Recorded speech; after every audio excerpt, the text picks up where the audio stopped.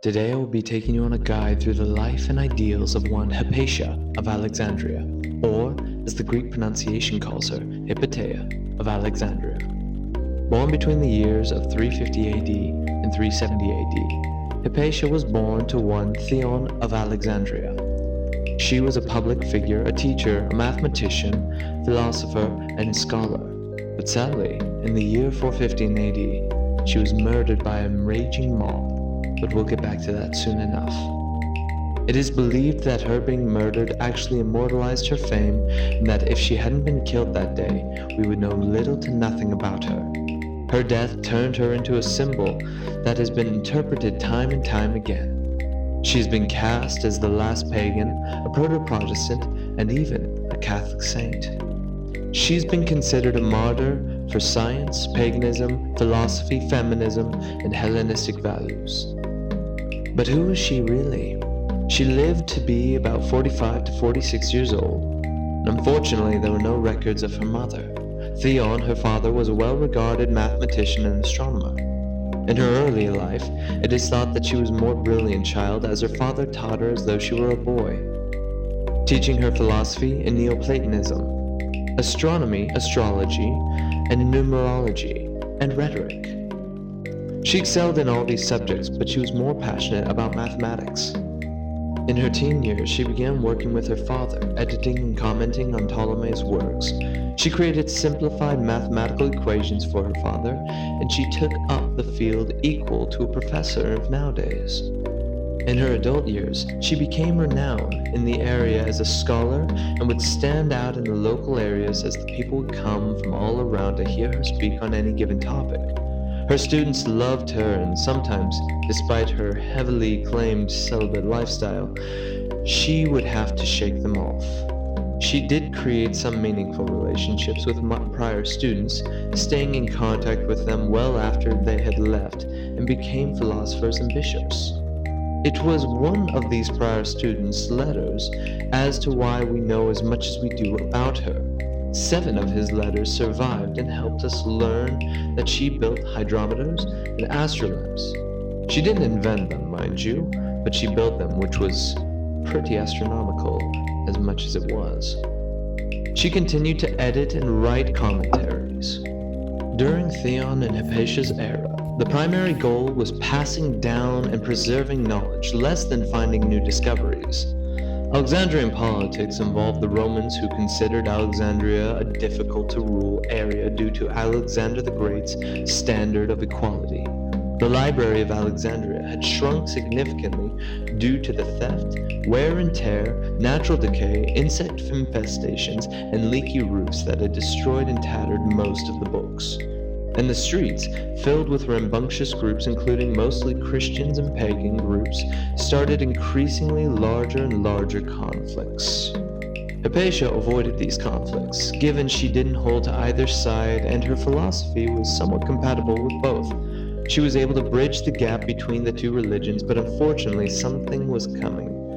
All across Rome, paganism was being pushed out and the unification of Christianity was coming in. In 391 BC, Hypatia watched as a war between pagan and Christian arises. Christians sack pagan temples, pagans take Christians hostage, Christians destroy pagan idols. Neoplatonist philosophers are asked to leave or they'll be executed as rebels.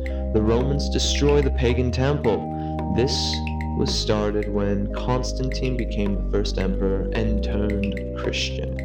Hypatia, through this all, was counted as an advisor to most, but most importantly, Bishop Theophilus, who stood against paganism and Neoplatonism, even though she herself was a Neoplatonist. This was mostly because Hypatia and her father were from a more traditional Neoplatonist group, whereas most others were more concerned with the rituals and idolatry, hence the part Christianity was trying to rid of Rome. Alexandria at this point was peaceful, but the random violent acts could break out at the drop of a hat. There were sporadic street fights, mob violence, and vandalism that sprouted up from something as simple as a rumor, but Hypatia could still bridge this gap and help the streets of Alexandria. Unfortunately, there was one individual who didn't care for Hypatia at all. Cyril of Alexandria. Cyril was the nephew of Bishop Theophilus and followed his uncle everywhere and cared more when his uncle had an attack against heretic monks, showing exactly what kind of bishop he wanted to be. He seemed to be fairly harmless, that is until 412 AD, when his uncle the bishop died. Unfortunately, Cyril was set up against a rival in becoming a bishop who went by the name Archdeacon Timothy. For 3 days, groups supporting both sides brawled in the streets, and eventually Cyril won, giving him significant power and a new goal, ending the pagans who supported his rival, including Hypatia. They say bad gas travels fast in a small town, and Alexandria is no exception. Cyril's supporters are saying that Hypatia is using pagan magic to manipulate the mind of her friend and ally, Governor Orestes, who is at war with Cyril. It was believed by others that her use of instruments like the astrolabe was satanic. This was not the case, but it didn't matter much because this drove forces that cared not for the facts. At the heart of this issue, it was a matter of church and state fighting for power, and Hypatia was merely caught in the middle of it all. The subtle fights between Orestes and Cyril continued to grow and grow in Alexandria. Cyril considered himself threatened against Orestes and his compatriots, including the prominent friend Hypatia. Now here's where things get messy. Cyril got angry at Orestes because he tortured one of his men and claimed that he would get vengeance. The pagans heard about this and decided that they would attack first, killing many Christians in the night out in the streets. Cyril then dispatched mobs of Christians to break down doors and take who they thought was responsible. Orestes, needless to say, was not happy. Both Orestes and Cyril both wrote to the emperor blaming the other. Cyril wrote a letter to Orestes asking to work things out, but unfortunately, Orestes said, "Nuh-uh." To which 500 monks left their monasteries and flooded the city. One monk threw a stone and hit Orestes, and then the monk was killed and made a martyr. Cyril then realized that it would be easier to kill Orestes' advisor rather than himself.